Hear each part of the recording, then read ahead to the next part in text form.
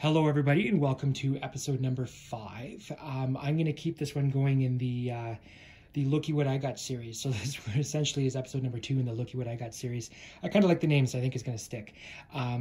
As you remember last week, I had the episode on the Portuguese Vaquero. It wasn't a how to fix something episode. It was more of a Looky What I Got. So this will essentially be the second version of the Looky What I Got episode. This one will be a little bit special as I actually do have an assistant with me here today. If you want to say hi. Hi. So my son is actually going to help me out with going over my new, well, not my new, one of my rifles here today. So this is a Swiss K11. K stands for essentially a carabiner or carbine. It's the shortened version of the L11, the Longish Gewehr 11. And you know what? I gave you guys the warning last week. I think we'll continue it this week. I'm going to be trying to pronounce some Swiss words today. I'm going to fail at it miserably, but we're going to try our best. Right, Jason? Yeah. Okay. So anyway, the K11 is the shortened version of the Longish Gewehr model 1911, but that's actually not where I want to start with this video today. So this video is going to go right back to the very beginning of the Schmidt Rubin line of rifles. Schmidt Rubin was a line of straight pull rifles, this one being a straight pull, as you can see from the bolt handle here. The straight pull rifles designed by Schmidt and Rubin. They're two colonels in the Swiss army, Rudolf Schmidt and Eduard Rubin. Rudolf Schmidt is commonly credited with the design of the bolt on the Schmidt Rubin straight pull rifles. Eduard Rubin is commonly credited with design of the ammunition. Now, this is not the actual ammunition that would have come in the original Schmidt Rubin. The first one in the series was the Schmidt Rubin 1889. So these were developed in the late 1800s. And it would have used, actually, this is a commercial version of the GP11, which is the 7.5 by 55 Swiss. The original round that would have been designed for the 1889 was actually the GP90, a GP standing for Gewehr Patron, 90 meaning the year. So it was designed in 1890, and it was actually a very revolutionary round. It was still a round nose. This is, remember, a Spitzer round, if you remember that from last week. Spitzer being the pointed round here. The GP90 was a round nose and actually had a jacket, a greased paper patch that would have surrounded the actual bullet itself. It was removed in the GP11 series here. The reason for that patch was it was a greased patch, and it was actually designed to help the bullet exit the casing easier when it was activated inside the chamber. Wasn't really required in smokeless powder, but the Swiss had a long history of incredibly good marksmanship, and if they could have anything attached to their ammunition or their rifle that would assist with that, then that would be something that they would want to continue. Going back to sort of a brief history of Switzerland, so everybody sort of knows Switzerland as the neutral country, right, Jason? Yes. And if you go back a little bit further than the previous world wars that we've just had here, well, not just had, but the previous world wars that we've had, going all the way back to 1815, Switzerland was actually under occupation from Napoleon's army. The French had occupied Switzerland for a very long period of time until Napoleon's army was finally defeated and he was removed from power in 1815. When the French left Switzerland, the Swiss just basically decided, I think at that point, that they had had enough of foreign occupation and really removed themselves from a lot of foreign affairs and foreign and domestic negotiations, treaties, stuff like that. And so what they did, though, is I think they were smart enough to recognize that where Switzerland is located on a map, if you look at a map of Europe, Switzerland is right in the middle between three major military powers at the time. You had the Italian nations to the south, France to the west, and then you had the German states, which I don't think had actually become Germany yet at this point, but there was the Prussian states, the Austrian states, Bavaria, various German states to the east. And so Switzerland didn't want to be stuck in a situation where they were always going to be sort of the battle royale ground for these European nations. And so they didn't want to just sit back and not have an army, but they're a very, very small country. And so for them to be able to field the type of military needed to defend their borders was not going to be very adequate. So they found it more advantageous to put more money into the actual design of their firearms, their primary use weapons, to modernize them, make them more efficient, make them quicker, make them more accurate, and then also use their country's landscape as a form of defense. And so I'm going to skip ahead a little bit here, but during World War II, the Germans actually did have a plan in place to invade Switzerland. The Swiss at that point were able to field an army of about 650,000 soldiers, which is a fraction of what the Germans would be able to field. But they figured, okay, we'll just abandon all of our major cities, move into mountain passes, hide out in dugouts, and fight a guerrilla war. So Germany didn't really want to get involved in that, which sort of becomes a testament to the Swiss fighting spirit, as well as the efficiency of their firearms at the time. So anyway, going back in time here again. So we get into the 1880s. Schmidt and Rubin end up designing a straight pull rifle. Straight pull rifles were really interesting. Most countries had moved into a bolt action, similar to the Verguero that I showed you guys last week. The straight pull is designed to accomplish everything that the bolt action is designed to do, but in one fluid motion. So with the straight pull, instead of rotating this up, this is simply just back. And you can see in the camming surface here, this lug will actually activate the cam and rotate the entire bolt inside here and do everything. It ejects the previous round, it feeds another round, it rotates itself, and most importantly, it locks up. There is two locking lugs here, one here and one on the other side, that will lock up inside the receiver housing here, all as part of that same action. Now, why you may want to do that, it's really for efficiency. Again, Switzerland is a nation of marksmen.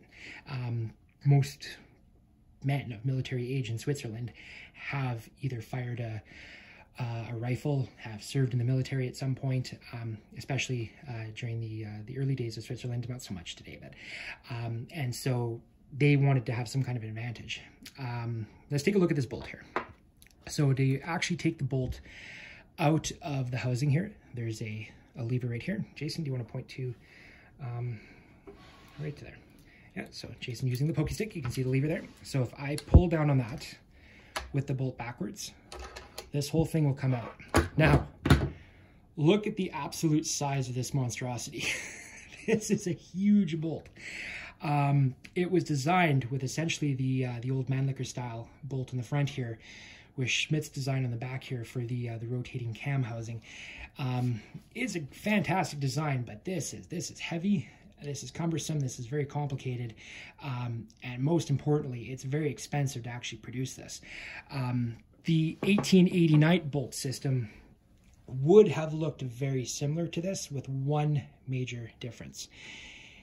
These two locking lugs, which prevent the bolt from flying out the back of the housing when you actually fire off the round, would have actually been located here at the rear of the sleeve.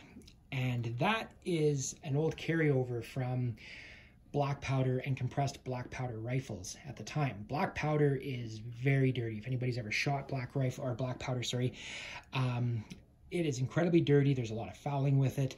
It can be corrosive, not a huge amount of corrosive in it, but it can be corrosive. But most importantly, it's the fouling. It just clogs up things. And so if you have a situation where the locking lugs are at the front of a bolt, and it's a black powder rifle, you can get black powder fouling in there, which may cause a failure of the actual locking lugs and a danger of the bolt firing out the back of the housing into your face, or your neck, or your eye, or whatever it is that you've got lined up behind it at the time that you do that. And so Schmidt had moved the locking lugs to the rear of the bolt. This is the smokeless powder rifle, so that was not really a requirement of that. And in fact, when you have a bolt that's this long, you may not think of steel can be very malleable, but under incredible amounts of power it can. And what can actually happen is, if you fire a large amount of pressure at the front end of this bolt and your locking lugs are at the back, this space can either compress or it can actually start to bend. And if that's the case, you can actually get a situation where the bolt can start to bend on you, and then after, of course, a lot of rounds going through the rifle, that can create issues with feed errors. It can create a safety problem. It can create areas where there can be gas escaping at the front or at the actual head of the bolt. And so In 1896, there was a compromise. And that compromise was to move the locking lugs from the rear to the front of the sleeve housing. Anyway, we've still only made it to here. Instead of here, where ideally they would be. If you were to look at a more modern bolt, you'll see the locking lugs right up at the front there. But anyway, they moved out to the front here. That actually allowed them to reduce the length of the sleeve. So you can see, even though however long this thing is, this is still not nearly as long as the 1889 bolt was. Now, this is a bit of a design flaw with the rifle itself. It's marginal, or very small design flaw in my personal opinion, but it creates an issue when you look at the actual space required. If that bolt has to come back so far in order to pick up another round from the magazine here, look at how big this gap becomes. So when you are holding this thing, your one hand has to be up here in the finger grooves, your other hand's back here. You are pretty far apart on your hands when you're shooting this thing. Your tendency is to want to go down to here to stabilize yourself and also to counteract the weight, but this becomes a very front heavy firearm at that point because you're over the magazine port. To put that in perspective,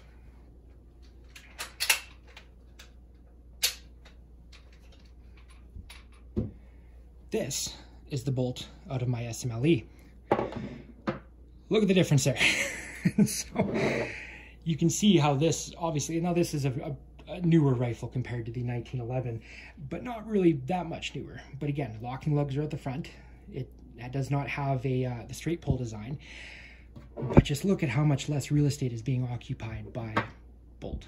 So yeah, that's why the Brits actually had a very good rate of fire with these, because they were able to feed a lot quicker, and also you didn't have to hold the rifle as far out of balance when you're shooting this thing. This is an amazing rifle to shoot when you're doing it from a bench rest, from a stand, but it can get a little bit heavy after a while when you're holding it from a standing position, which actually is very interesting as well, because again, this is the carbine version. So this one can get tiring enough to shoot, let alone the L11 or the actual full-length battle rifle, which probably would have had about another, oh geez, probably 10 to 18 inches on the front of this rifle.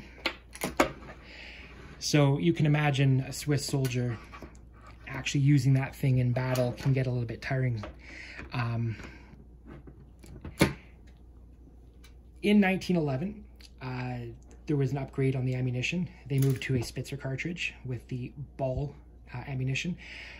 Anybody who's ever heard the term ball when it comes to ammunition, it's actually referring to the jacketing on there. A full metal jacket or a full copper jacket is also called ball. So a lot of US military ammunition might be 30 caliber ball ammunition. That just basically refers to the fact that it's a full metal jacket as opposed to a soft tip, or what you would commonly see in a hunting cartridge. An interesting little tidbit for you, in case you guys weren't aware of this, but all modern military ammunition is actually ball ammunition or full metal jacket, and it's actually a very good reason for that. If anybody's not aware of this, hollow point ammunition is actually banned for military use globally. I'm sure there are still some really nefarious military organizations out there that will use it, but you're not allowed to use it. So even though a full metal jacket may have better penetration power, it can go through body armor, it can go through soft targets like vehicles, it is actually the preferred method under a lot of international treaties like the Geneva Convention. I don't think it's particularly under the Geneva Convention. I think that deals with prisoners of war, but hollow point ammunition, hunting only in target practice if you really want to, but it just creates terrible wounds when it goes into a human body that makes it very hard to be able to help that individual out during any kind of a medical situation. So this, I mean, obviously war is terrible anyway, but at least this gives a quote-unquote fighting chance for the soldier that's been shot with that, if it's going in and exiting in a clean wound. But anyway, getting ahead of myself here. 1911. So the Swiss military upgrades its ammunition to what's called the GP11, Gewehr Patron 11 ammunition. GP11 is the actual name or term for the Swiss surplus ammunition available at the time. You can still actually get GP11 today. It's very difficult to find where I live. This is actually PPU, or what does PPU stand for? I can't remember the name of it. But anyway, PPU is a commercial version of the GP11. So this is commercial grade 174 grain bullet. It is loaded into this, which is actually the version of the rifle designed to handle the increased chamber pressures with the GP11. So this was the K11, which is again the carbine version of the L11. Now, this is actually kind of interesting because you watch some of these videos where people are shooting these and they're loading them from the magazine. Yes, the magazine does come out in a K11 and an L11, but it's actually not designed to be loaded through the magazine and put back into the rifle. This is only for maintenance purposes and cleaning purposes that this would ever come out. Most governments, most militaries do not trust their soldiers to not lose things. And so when you have detachable parts in a rifle, it's more than likely going to get lost. So you would actually load this from the top, and you would do so using this. This is a charger. Now this is a modern plastic printed version of a charger. The original military ones would have actually been almost like a cardboard with a metal plate on the bottom, so they were incredibly disposable. But this, literally, you just load this in through the top. Oh, this one actually almost does, it does fit. And then you just push all the rounds into the magazine. I'm not going to do it. I mean, the bolt's not in there, but I'm not going to do it right now anyway, because I'm not a huge fan of putting live rounds in here. It holds 6. The previous 1889, if we go back in time, held 12. But the Swiss military at the time, and actually most militaries in Europe, determined that it was just as fast to load 5 or 6 rounds, fire those 5 or 6 rounds, then load another 5 or 6 rounds, fire those 6 rounds, as opposed to loading 6, then firing 12. So the only country that seems to have stuck out the old version is England, because the SMLEs and most of the Lee Enfields actually hold 10. So yeah, pretty fantastic rifle though. I mean, this thing does kick hard. That is a very powerful round. But it does a fantastic job. It's incredibly accurate.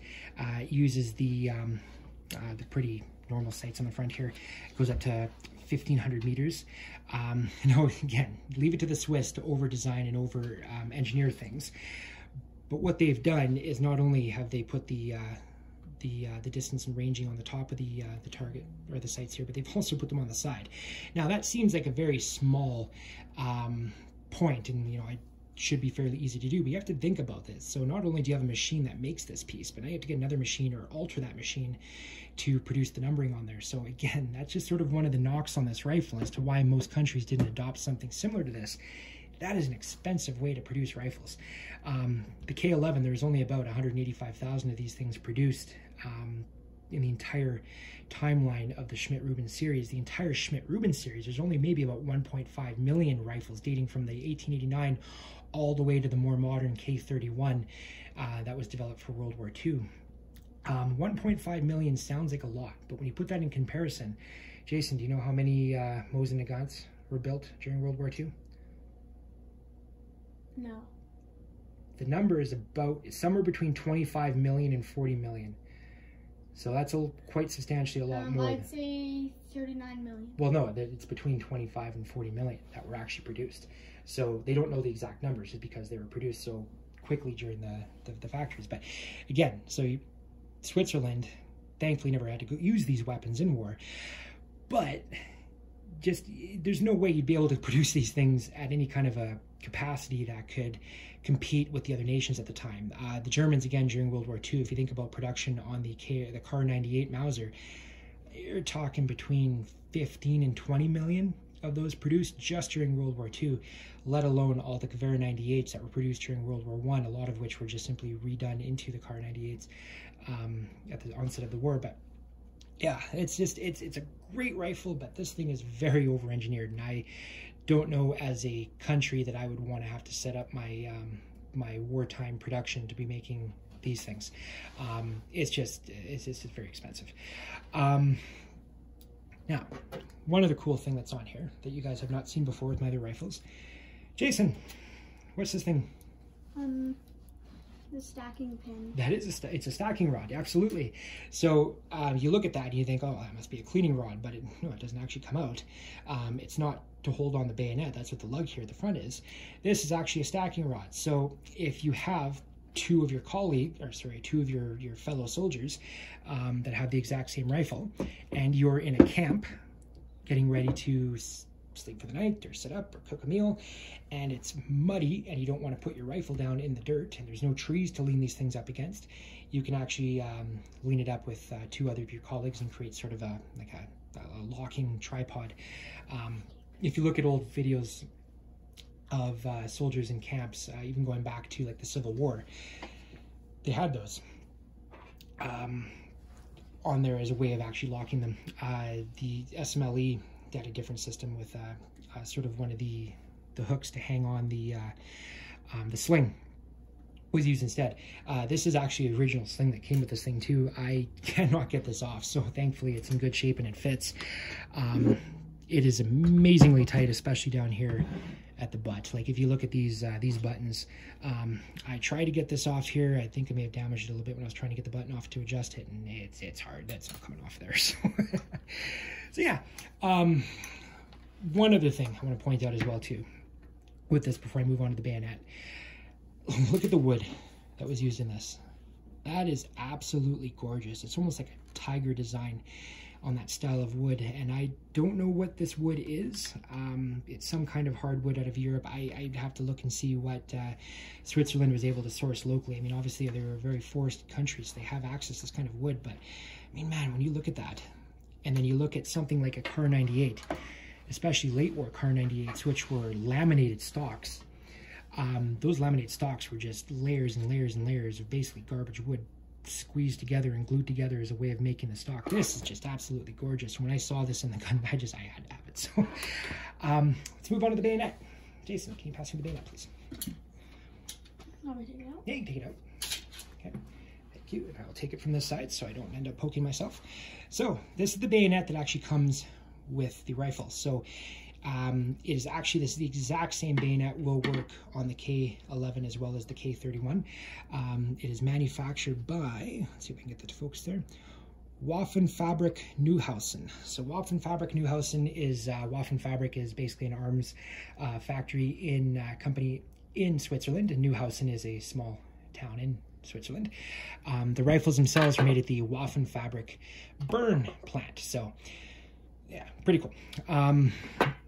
The bayonet itself, this one, I think I did a date on the serial number there. I can't remember what I was able to locate on that serial number specifically. I think it was 19, oh geez, I'm just trying to remember here. I know the rifle is 1919. There's actually an amazing database online in regards to Swiss serial numbers, and most of everything on here is matching, so it's very easy to track where this rifle, what year it came from. And from what I can tell, the batch was made in about a batch of 9,000 of them in 1919, so the year after World War I it ended. This bayonet, I can't remember what year I was able to track that to. It's not the matching bayonet to the rifle. That's really hard to find, but if you do happen to find it, I mean, good on you. That's pretty amazing.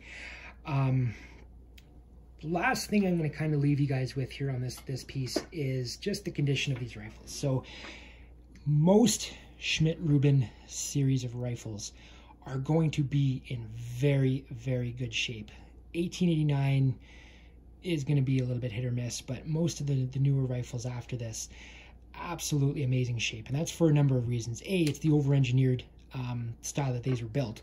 Most of the parts that you see here, with the exception of probably this casing, are milled steel. Milled steel is obviously a more expensive way to produce this type of machinery or machining, as opposed to stamp steel, which you see in some of the like my Mosin Nagant. Most of that is just stamp steel. Also, the GP11 ammunition never came in corrosive primers. Corrosive primers are the old Berdan primers that used to be the primer. So the primers actually used to have a type of salt inside of them, and when that salt would react to moisture after getting shot. So okay, let me back up here. When you shoot an ammunition off, the primer explodes. It goes up through a small channel in the back half of the rifle, which ignites the actual powder chamber in here, and all of that pushes the cartridge, or sorry, the bullet out the front, down the barrel, and out the end of the muzzle. The Berdan, the old Berdan primers, contain some very corrosive salts inside them. So that would mix up with the explosion inside the gas chamber, and it would blow all of that out into the rest of the rifle. That can lead to a lot of corrosive issues inside military surplus rifles, especially ones that use those corrosive that corrosive ammunition. So that would be your Mosin Nagant. The SKS used a lot of corrosive ammo. The old British Lee Enfields used corrosive ammo for a bit. Germans, the Kar 98s, the Gevers, most of those were corrosive ammunition. My Portuguese Vergueiro, that was corrosive ammunition. So thankfully these were not corrosive. They used the actual proper boxer style primers on these right from the start of 1911. The Berdan primers were on the 1889s, but again, that's a whole other can of worms. You can't buy that ammo now. You'd have to basically make it from scratch if you were to purchase in 1889. But because they're non-corrosive, these bores are typically in gorgeous shapes. So I'm not really going to be able to angle the rifle up in order to see there, but down inside these bores, I mean, it's going to have its usual gun snot. For the most part, the Cosmoline and the other packing gun grease that they use when they put these into long-term storage, but you're very rarely going to see pitting in there unless that gun was buried in the ground for some reason and hauled out and beaten with a wet noodle. I don't know, whatever they would have to do to actually make these things. So also the fact that Germany did not compete or fight during both World Wars, in which these rifles would have been primarily used. World War I, you would have had your the k11s would have been used by the Swiss basically to guard its borders against French or German incursion. And then in World War II, you would have had the k31, which was just really an upgraded version of this rifle. The nice thing about the k31 is they actually incorporated a lot of the bolt system into the sleeves, so the bolt itself is only about this long, which means you get rid of this really goofy gap on the k31. This is actually back here, which means your can grips are in the proper spot. It's just a lot more ergonomic. It is a very, very famous rifle. It's a little bit on the pricier side, but there's still a lot of them available, and more coming into North America every year as they start selling off some of their caches.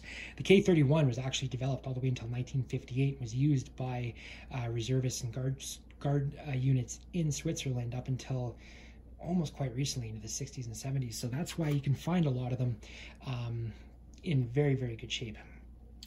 One last thing before I let you guys go here.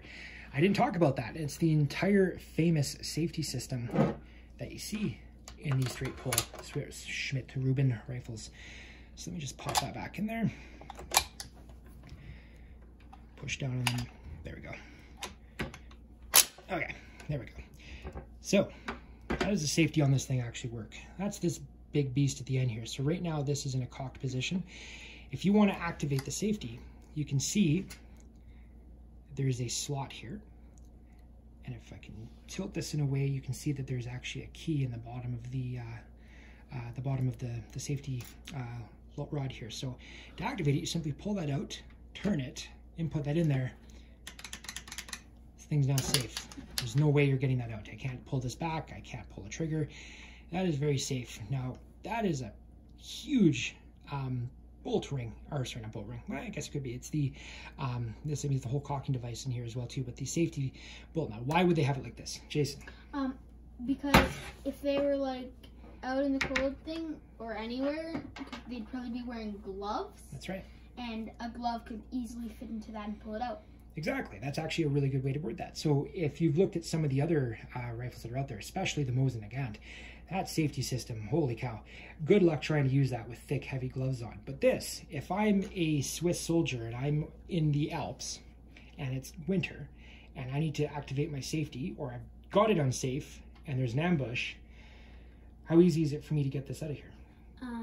Wait, do you have gloves on? No, I'm not wearing gloves. Let's assume I'm wearing gloves. So how easy am I going to be able to remove the safety on this? Easy. Super easy, right? Pull back, in, now I can fire. I have one beef on this safety system, and that is, unlike the SMLE, I have to cock this rifle in order to activate the safety. So let me drop the safety here. So in order to drop the safety, pull it back. Again, before I do anything regarding the trigger and the bolt, 100% make sure that there's nothing in the chamber, which there is not. I'm going to take this right out because that's going to get in my way. Pull the trigger down. There we go. That dropped the bolt. So nothing in there, in the chamber, obviously. Otherwise, you would have heard a big bang and this video wouldn't be going online.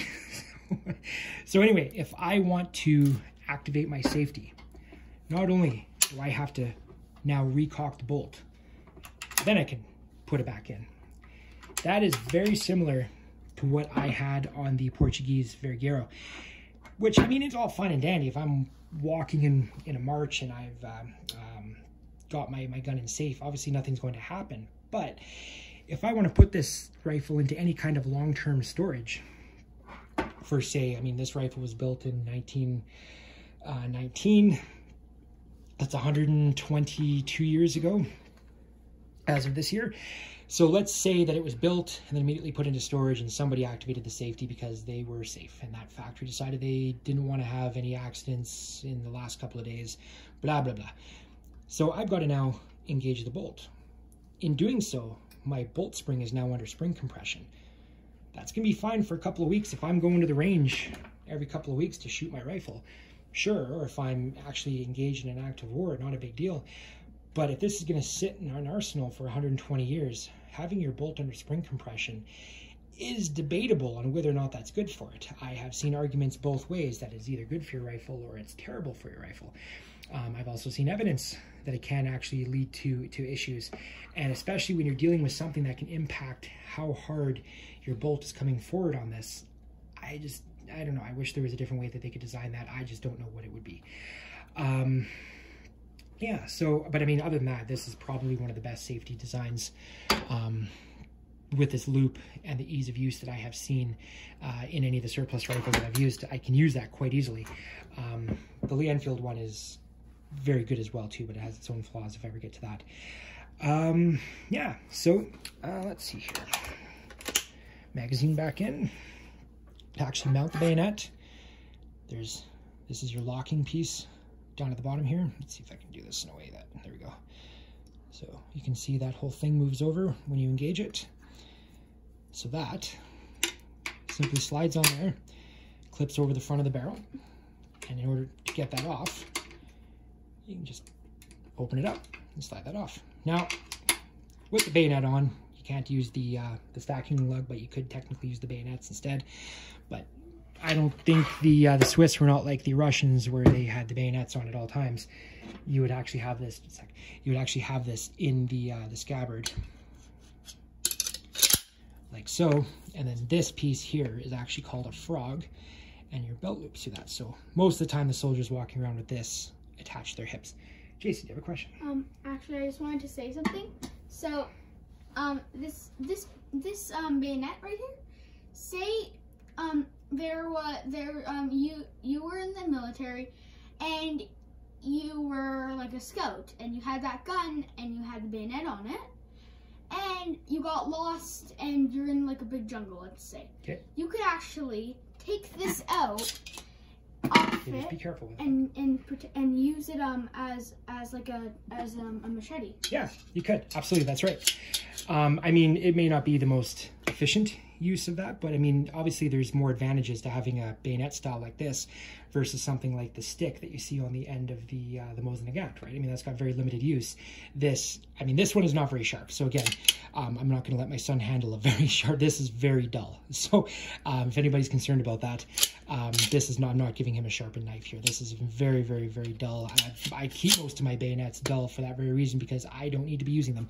But if you were a soldier, you may actually sharpen that up. And now you can use it to cut food. You can use it to split wood if you needed to. You can use it for a lot of purposes. Something else that, again, the Swiss like to over-engineer. What's this thing? A thing from my school that holds your teeth. No. When you use them. So this is actually the nose cap. So again, if you're in March, there you go. It's just to stop the stuff from going down the barrel of that, which again is a testament to how well these guns were maintained, how well they were engineered, and how well the Swiss looked after their firearms. So I think that is all I wanted to share with you guys today. I thank you very much for all of your time. It's an absolute pleasure as always. I please do encourage everybody to leave a like below if you can. Feel free to drop a comment. Again, I'm always looking to help answer questions. I want to promote this channel as this is fairly new. I'd like to get feedback from people just to kind of see if there's anything that they would want to change about how I'm doing this. But I thank you very much for your support and actually watching these videos. It does mean a lot to me, and I'm sure my wonderful assistant would like to say thank you as well. Thank you. All right, everybody, you have yourself a fantastic rest of your day, and we'll see you again on the next video. Bye.